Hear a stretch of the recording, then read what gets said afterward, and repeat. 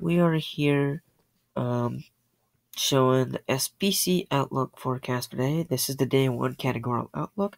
We will show you day 1, day 2, day 3, day 4, day 5, day 6, day 7, and day 8 outlooks.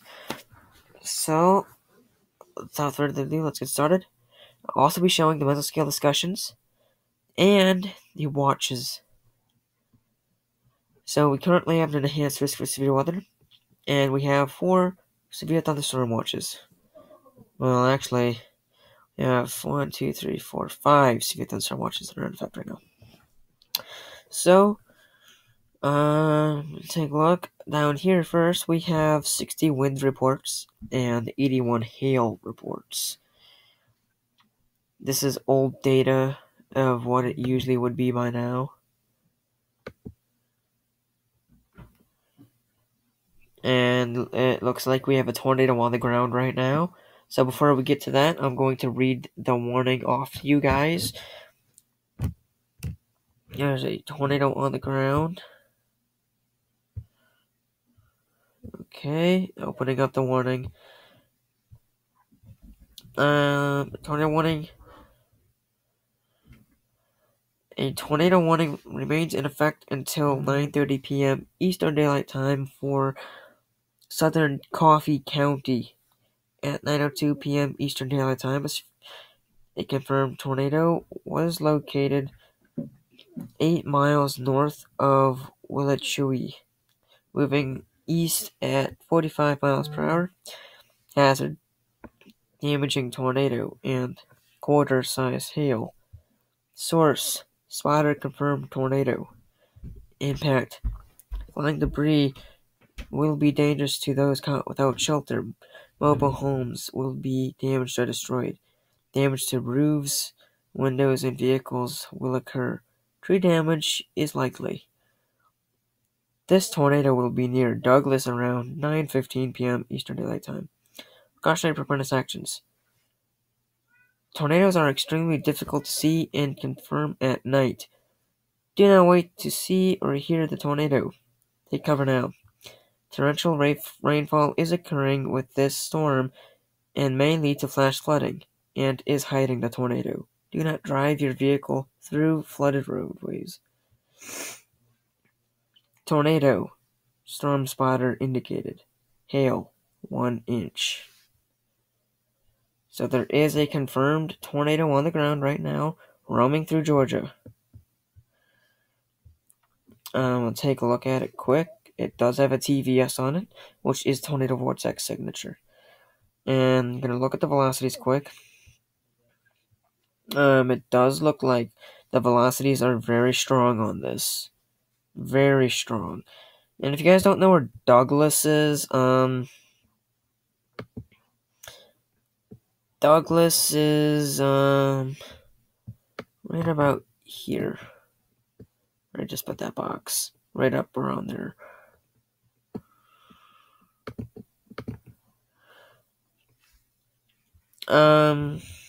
There are wind reports of uprooted trees along with this storm. So I'm going to keep a close eye on this when we're going through the outlooks. Hope they don't issue a PDS on it. There is a tornado on the ground. It is confirmed. I know it's there because I can radar confirm it because the KVAX radar is showing on correlation coefficient. There is a CC drop, which is basically debris being lofted in the air, and it looks to be around 10,000 feet in the air. The CC drop is about 1.5 miles in diameter. I will take a screenshot of it, and I will edit it into this video.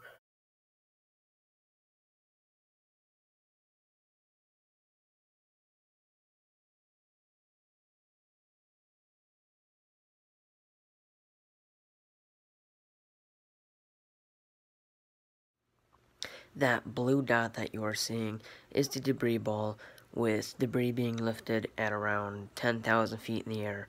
Earlier before that, there was a much larger debris ball there, and it did show that there was debris being lifted over 65,000 feet in the air, which is an extremely powerful tornado. Oh, they just issued another tornado warning.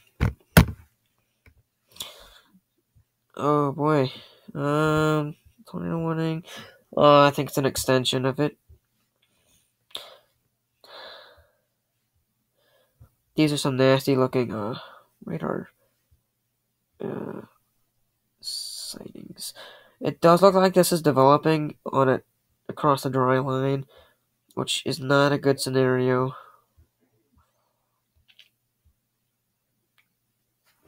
I will try to get a few pictures for you guys in here. The CC drop is sticking the way it is. There is a TVS. In the picture, you will see a little circle with a tornado picture on it. That is a TVS, meaning just a tornado vortex signature.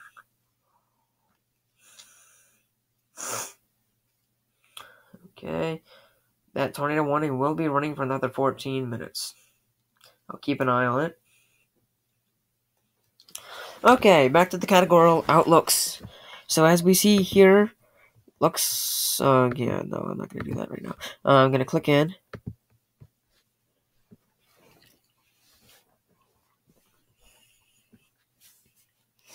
And I'll take you to this page. We're going to look at the current weather watches.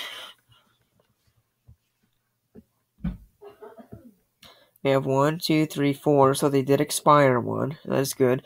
We're going to go down here. We're going to look at Severe Thunderstorm Watch number 101. Number 111, not 101. Just 111.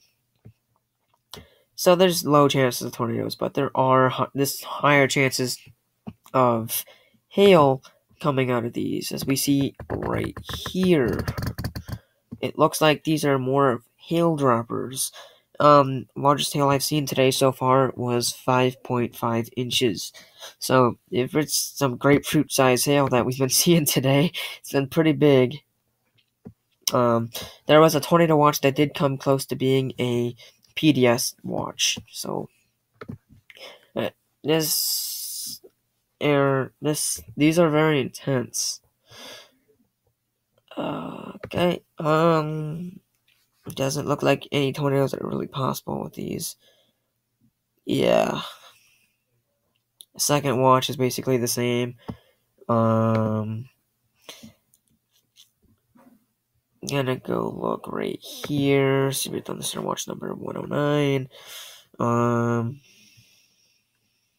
Same thing basically, but just not the hail.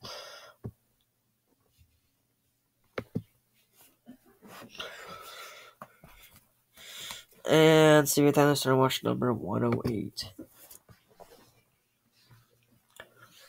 Looks like there's quite a few lines of storms going in. Looks like we have a high chance of severe hail and a moderate for 2+ inch hail for 108. So looks like we're gonna have to keep an eye out on this area. Let's see, circle that. We're gonna have to keep a close eye out on this general area right in here. We could be seeing some really large hail that could develop in that area. Might see some really large hail. Okay, now that we're done with that, we will go look at the actual mesoscale discussions and outlooks. Oh, we got quite a few mesoscale discussions. Some of these are for concerning watches. Some of them are for possible watches. So this is, I think, for a watch that they're concerned about. Yeah, they're concerned about 110. Okay. Mesoscale discussion 430. We've had a lot of mesoscale discussions this year so far. So the concern, it says, sporadic wind damage will remain possible through 10 p.m. Eastern Daylight Time. There's been a lot of wind damage actually reported in this general area, within the area of the mesoscale discussion. So it means we could be expecting more wind damage, more heavy winds to come in. Let's go look at mesoscale discussion number 2. Well, it's not the second one of the year, but it's just the second one on here. This is 429. Looks like this is for a concerning watch. Oh no. This is not for a concerning watch. This is for a potential watch to be issued. Okay. It says the watch is potential. It has potential. It is possible. So, mesoscale discussion number 429. It says potential for damaging surface gusts appears limited in near term, but could still increase later this evening. Okay, so basically the mesoscale discussion, 429, areas affected are southeastern Georgia, concerning for severe potential watches possible. The potential issuance of a watch is only 40% at this time, but that could rise even higher and go up more towards a 60%. Once you get to a 70%, that means it is likely going to happen. Maybe 70 or 80%, I don't remember which one it is. But it says the potential for strong surface gusts may remain somewhat marginal or isolated in the near term, but this could increase as upstream storms spread into the region later this evening. A 40 to 50 knot southwesterly 850 millibar jet is impinging on the southwestern flank of the convectively reinforced surface cold pool across much of the southern eastern Georgia, as this enhances warm advection and associated lift of moist and moderately unstable air along the associated SPC stationary barologenic zone. One small but organized cluster of storms has emerged and is progressing north through northeast of the Waycross, Georgia area. This appears near the core of the most stable boundary layer area, and potential for the damaging surface gusts to reach the surface remains unclear as the cluster continues into coastal areas such as Savannah, Georgia, through O1Z. However, as the southerly low jet zone noses northeastward this evening, ahead of the vigorous approaching mid-level shortwave trough, it appears that stable boundary layers may undergo considerable modifications.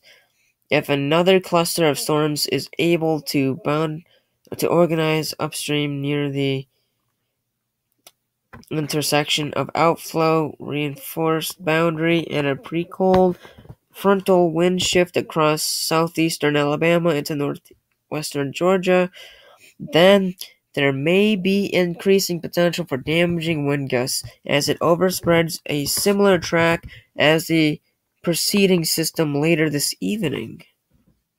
So it looks like there's going to be more systems this evening, so we might be having more severe thunderstorm watches, maybe even another tornado watch, but at this point, I don't think tornadoes can be ruled out. Now is finally the time to get where we came here for, the convective outlooks.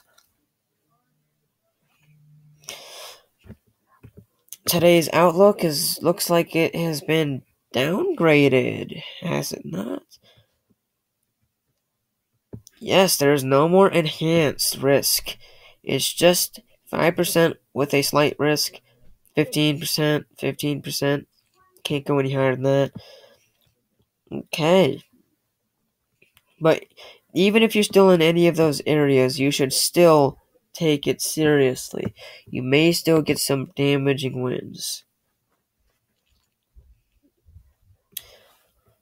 Now it's time to look at day 2. Nothing too impressive for day 2 that I saw.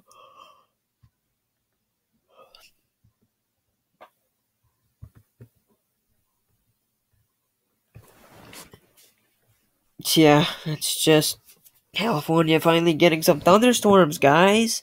Look at this.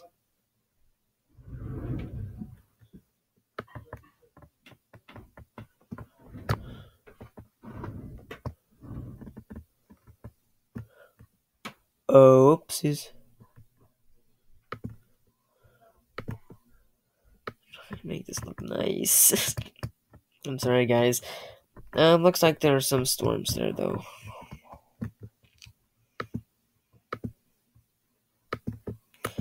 Clean, go back to the mouse. Okay.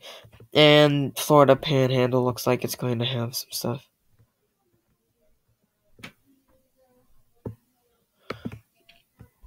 Okay, and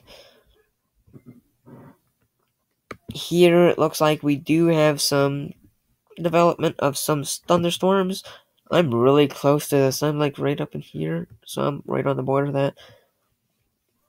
It looks like these storms move more up in here. Nothing too big going on that day.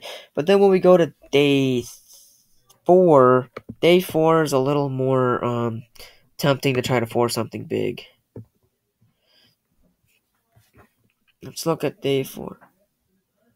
Day 4, we have this huge 15%. This is concerning. This has been here since day 8. No, sorry, day 7. That's very concerning. It was here since day 7. There's nothing for day 5 all the way out to day 8, but day 4. Alright, and we're gonna take a look at our SPC risks, and then after that, we will be done for today.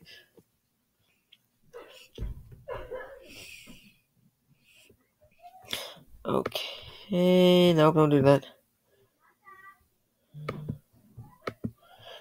Okay, so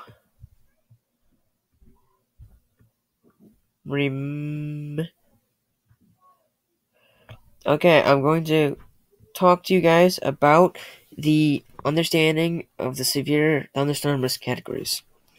So remember, National Weather Service defines a severe thunderstorm as measured wind gusts to at least 58 miles per hour and or hail to at least 1 inch in diameter and/or a tornado.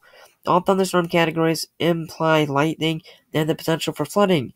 Categories are also tied to the probability of severe weather event within 25 miles of your given location.